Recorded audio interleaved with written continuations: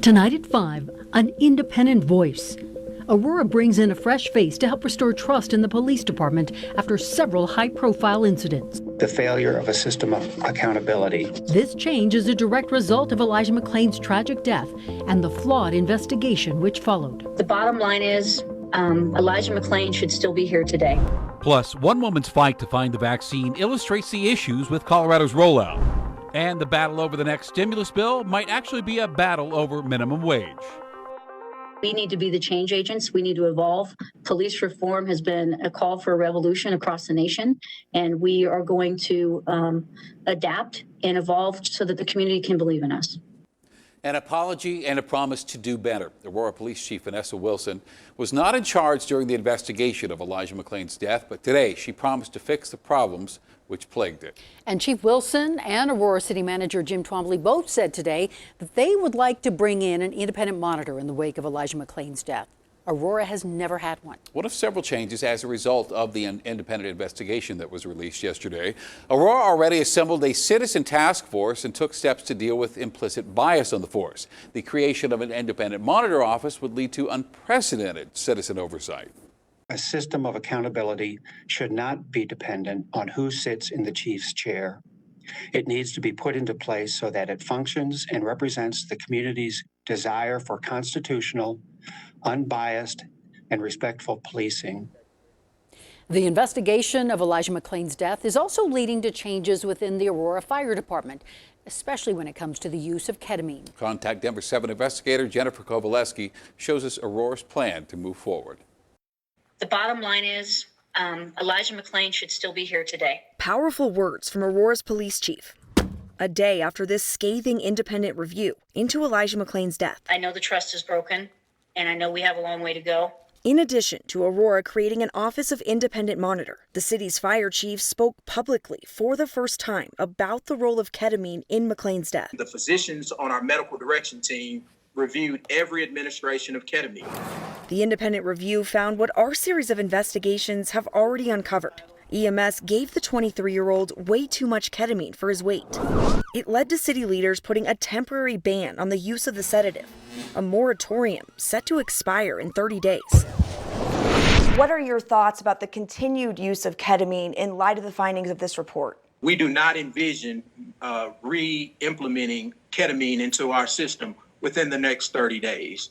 We're going to basically present some information to the Public Safety Committee about our steps on how to move forward. The report also raised serious questions about major crimes investigation into the three officers who stopped McClain that night back in August of 2019. No, I am an introvert. Finding the questions were essentially set up to exonerate the officers. In response, Chief Wilson says she's reaching out to the district attorneys to see if they want major crimes to continue investigating itself. I can tell you that there are good investigators, but I understand that the trust is broken. Aurora's top leaders all promising change and more accountability following McClain's death.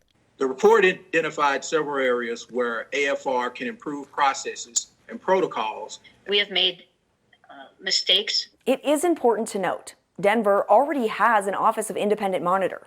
There, the monitor reviews the actions of police and fire and makes policy recommendations. We are likely to see a similar model in Aurora. I'm Denver7 investigator Jennifer Kowaleski.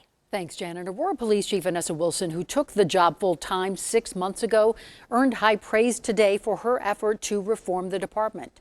During those 6 months, she has fired 4 officers, one for using excessive force during this arrest at a King Soopers, 2 others for lying on their time card and stealing several hours worth of pay from the department. And while interim chief, she also terminated the 3 officers seen in this photo simulating the chokehold that was used on Elijah McClain. City Manager Jim Twombly said Wilson's decisions have earned her the city's respect. I believe Chief Wilson has made great strides in holding officers accountable and putting into effect policies and training to improve the department.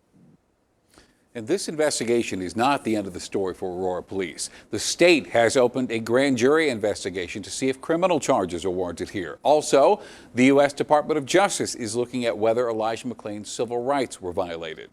Monday, Denver7 spoke to Aurora community leaders who say they're still waiting for meaningful change even after this first report. We'd love to hear your opinion on this. 360 at thedenverchannel.com. Representatives for Pfizer and Moderna said today that they have solved manufacturing issues related to vaccine production. The companies testified before a House panel, and while apologizing for their sluggish rollout, they insisted they will be able to hit the goal of 220 million shots by March 31st.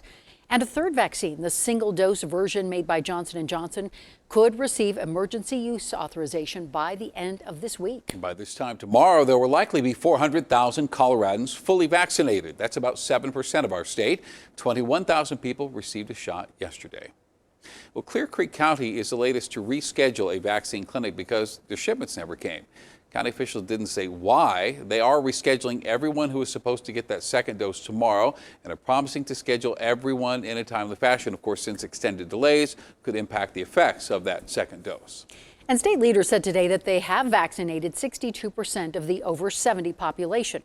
The goal is 70%. Of course, not everyone who wanted the vaccine has gotten one. Many Coloradans in that group reached out to contact Denver7 with concerns that a rapid rollout might leave them behind. Here's Ivan Rodriguez.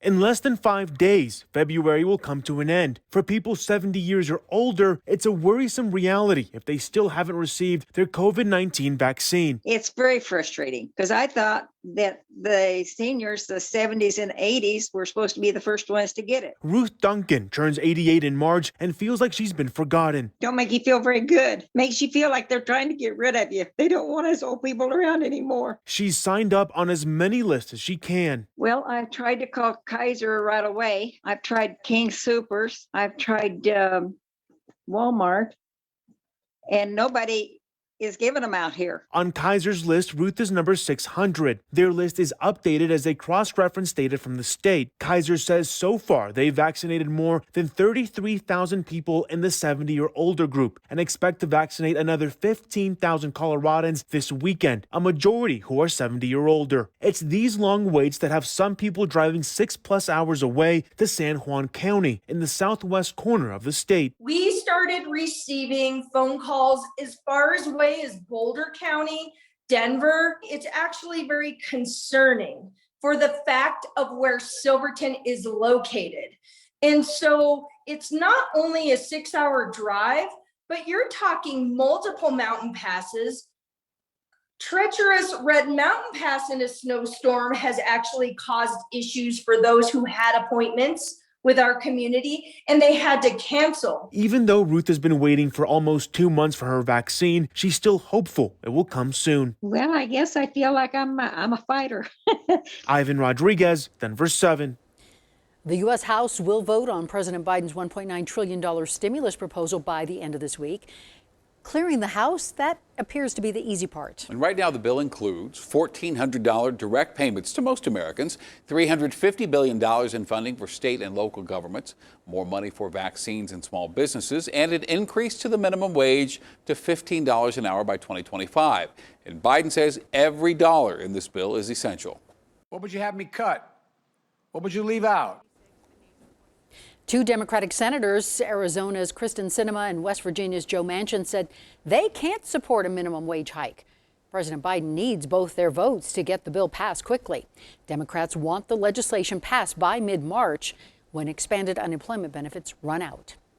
60s and even 70s today.